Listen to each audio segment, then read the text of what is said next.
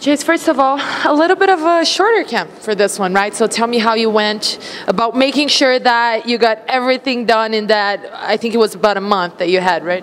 Yeah, that was really difficult. That was the most difficult part, really, was trying to get all the visas done and the passports done. I had actually the last international fight I had was in China, and I only got a temporary passport, so when I went to go get this one on short notice, it was all a big mess up, and I was already in Albuquerque, and I had to jump through a bunch of hoops, and that was the biggest headache, you know. Yeah. And I finally got that done. But you know, short notice fights are kind of, you know, our thing, I guess. I've had 7 fights, and only one of them haven't been on short notice. You know, it can be a blessing because you don't really have to. The mental part of it doesn't wear on you for weeks and weeks and weeks. All you have time to do is get your ass in shape and get ready for the fight, and not worry about anything else. So that's kind of where my mind was. They gave me the call. I took the fight, and the next day I flew out to Jackson Winks and started training. So. But how is it, like you said, you had to jump through a bunch of hoops, and it can be a little bit distracting, right? Especially when you don't have that much time to prepare. So how do you make sure that that's not a problem and that you can stay focused on your preparation? You know, I just had to try to knock it all out in one day, and then, you know, finally got that taken care of. And so it didn't really affect my training too much, but it was still a big headache, you know. You're going to take all those pictures and then do the visas, and then that didn't work. Then I had to get my birth certificate overnighted to me from home and then do all that stuff, and I was just like, oh my goodness, it was a headache. But, you know, I'm here, I made it, so fight's on. You did mention that you went all the way over to China, and those are pretty big flights, and you don't have to cut weight, so that's good. But especially for the bigger guys, it can be very uncomfortable, right? Does that weight? Yeah, is that a problem at all for you? Yeah, that was a problem, and I'm gonna have to address that problem if we go international again, and hopefully get maybe first class or at least get a window seat, because resting my head on the back of somebody's chair for 10 hours is not fun.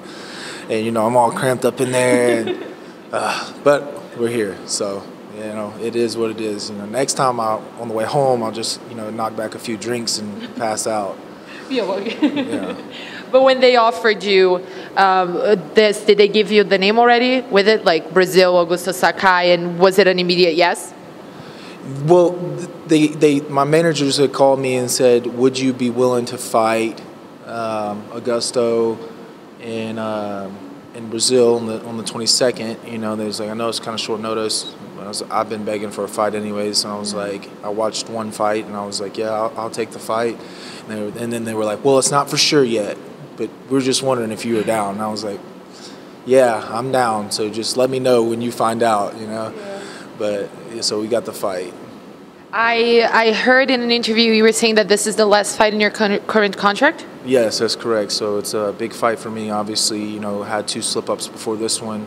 Have to get the win. You know, my back's against the wall. So, you know, coming out there with guns a-blazing.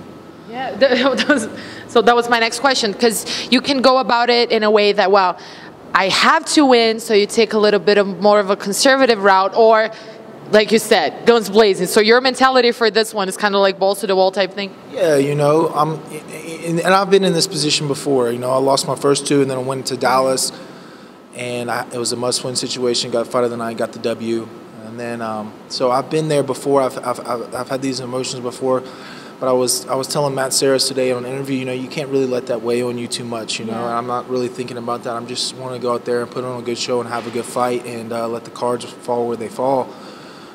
Because if you start making the situation bigger than it is, you know, like, oh, if I lose the fight, I'm not going to have a job. How am I going to pay my bills? What am I going to do? Then that pressure really stacks up against you. I'm just going to put that behind me and go out there and fight. And like you said, you were in this situation before, and then you came back with a win and a bonus. So knowing that you can get through it, does that, you know, help your mindset going into this too?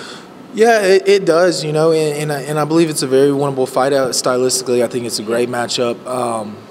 You know, yeah, I mean, you know, that's kind of where I'm at mentally is just go out there and fight my fight and see what happens, you know. If it's meant to be, it's meant to be. If not, then it's not, you know, so. Do you go into it though, looking? Obviously, everybody's looking for a finish, but where does a finish place in your head? Is it a situation in which a win is a win and I'll take it, or do you take it upon yourself to make it a statement one? A finish is always great, but I don't necessarily go in there looking for the finish. They usually present themselves at the right opportunity, and you have to take that opportunity and capitalize on it. So going into a fight thinking I have to finish the fight, that's just not realistic. Do I want to finish the fight? Obviously, but that might not happen. He's a good fighter. He's a smart fighter. So there might be minimal opportunities there to finish the fight. Regardless, I'm going out there to dominate the fight. To dominate the fight every round. That's what I want to do. So that's in my goal. You did say it's a winnable fight. So tell me a little bit more about the matchup and just break him down a little bit for me. Why do you think that this is a winnable? Obviously, you probably think every fight is a winnable fight, but how do you feel like this matchup is favorable to you?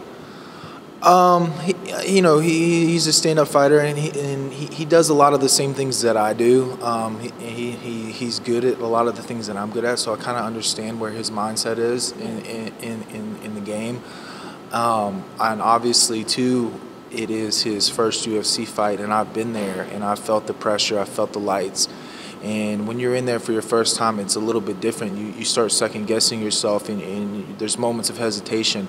And I plan as being the veteran in this fight, to capitalize on those moments of hesitation and make him second-guess every movement he's making, and make him really feel the pressure, really feel those lights in that crowd, and just kind of make him overwhelmed by the moment, you know what I mean? I totally know what you mean. And speaking of the moments, you probably heard things about the Brazilian crowd. It's a notoriously loud one. I've actually heard fighters saying they prepared for it, like listening to chants at the gym and things like that. Did you do anything to kind of take care of that emotional and mental side of things, or is it something that you think you're going to be able to tune out no problem? Well, I know I'm in enemy territory, and, to be honest with you, I wouldn't want it any other way. I love it, Like I said, in Dallas, I was in enemy territory. There was, as I was walking out, I was getting booed by everybody. But by the end of the fight, there was 20,000 people there, and there wasn't a single ass in the seat, So I'm going to go out there and I'm earn my respect. I'm in his home, I'm at his front door, and I'm coming to take no hostages. So what the fuck are you going to do about it? You know what I mean? And that's the way I see it, I'm coming in to take everything you ever worked for, and that's just the mentality I have.